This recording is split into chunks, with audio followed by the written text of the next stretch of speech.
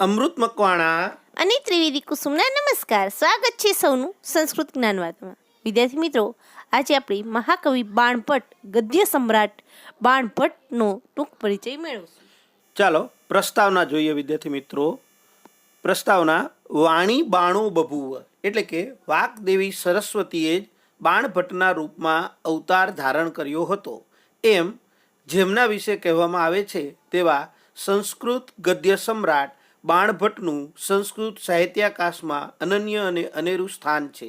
હર્ષચરિતમમાં જણાવ્યા પ્રમાણે બાણભટ્ટ ઈસવીસનની 6ઠી સદીમાં થઈ ગયા હોવાનું માનવામાં આવે છે. વિદ્યાર્થી મિત્રો, હર્ષચરિતમ બાણભટ્ટની કૃતિ છે જેની અંદર બાણભટ્ટે પોતાના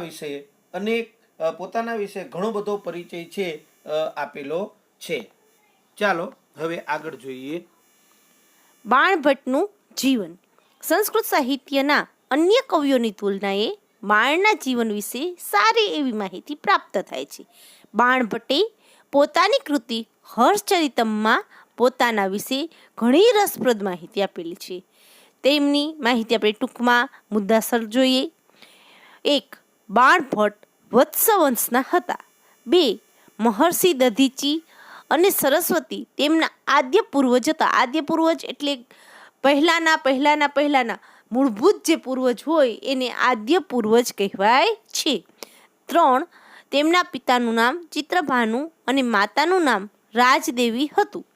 બાળપણમાં જ માતા પિતાની છત્રછાયા ગુમાવવાથી તેઓ સ્વચ્છંદી સ્વભાવના થઈ ગયા હતા. પ્રથમ તેમના માતા ગુજરી જાય છે, ત્યાર પછી તેમના પિતા ગુજરી જાય છે અને બાણભટ્ટ છે એ એકલા થઈ જાય છે, એટલે એમનો સ્વભાવ છે એ સ્વચ્છંદી થઈ જાય છે. 5.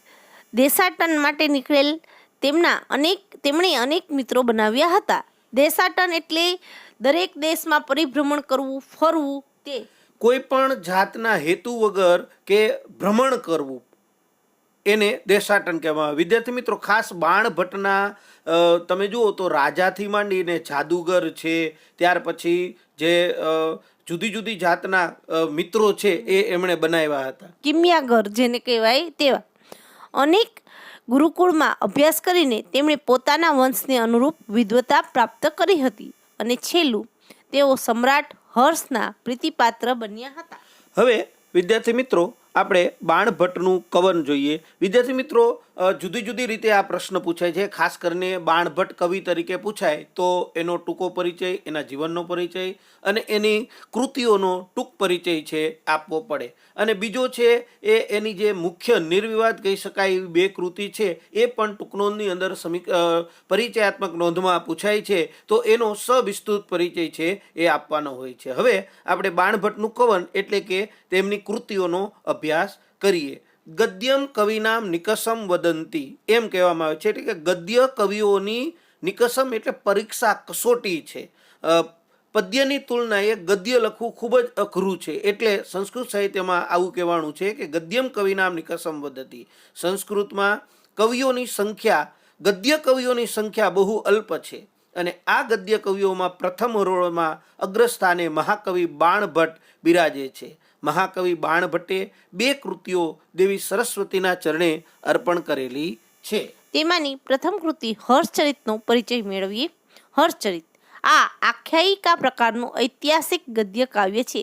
આખ્યાયિકા એટલે ઇતિહાસ ઉપર આધારિત અને જેમાં કલ્પના પણ મિશ્રિત હોય એવો જે ગ્રંથનો પ્રકાર છે, સાહિત્ય પ્રકાર છે, એને આખ્યાયિકા કહેવાય છે, જેમાં ઇતિહાસ અને કવિની કલ્પના બંને જોવા મળે છે.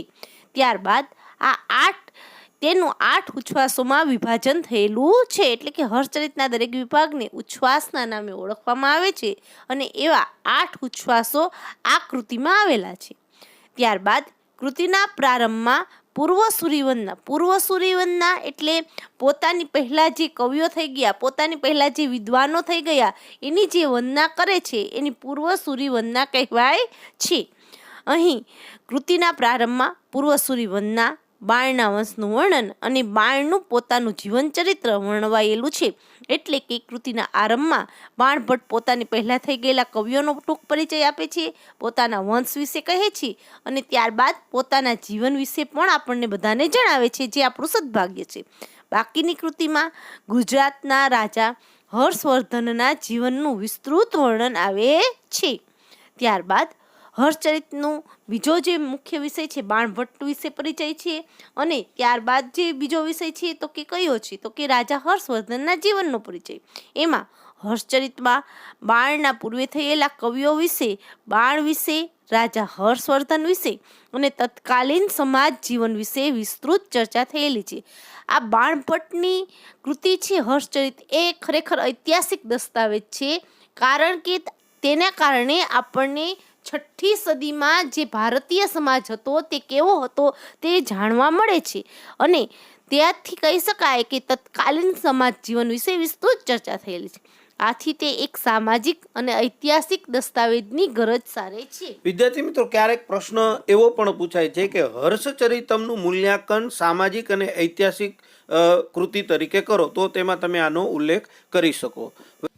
વિદ્યાર્થી મિત્રો, હજુ સુધી જો તમે અમારી ચેનલ સબસ્ક્રાઇબ ન કરી હોય તો ઝડપથી સબસ્ક્રાઇબ કરો અને બાજુ પર દર્શાવેલ બેલ આઇકોન પર ક્લિક કરો, જેથી અમારા નવા આવનાર વિડીયો તમને ઝડપથી મળતા રહે. વૈવિધ્યસભર કથાનક, કર્ણપ્રિય સંવાદો, વિવિધ વર્ણનો અને રસ વૈવિધ્ય હર્ષચરિતમની વિશેષતા છે. સાહિત્યિક દ્રષ્ટિએ હર્ષચરિતમ અત્યંત મૂલ્યવાન ગ્રંથ છે. વિદ્યાર્થી મિત્રો, હર્ષચરિતમ ની અંદર ઇતિહાસ કરતાં કલ્પના વધારે છે, પણ જે સાહિત્યિક દ્રષ્ટિએ હર્ષચરિતમ છે એ ખૂબ જ મૂલ્યવાન ગ્રંથ છે. બાણભટ્ટની વિશેષતાઓ પણ હર્ષચરિત કૃતિ પૂછાય તો લખવાની રહેશે, પણ જ્યારે આપણે કાદંબરીની ચર્ચા કરશું ત્યારે અંતમાં સમગ્રપણે બાણભટ્ટને કાવ્ય તરીકેની વિશેષતાનો ઉલ્લેખ કરશું.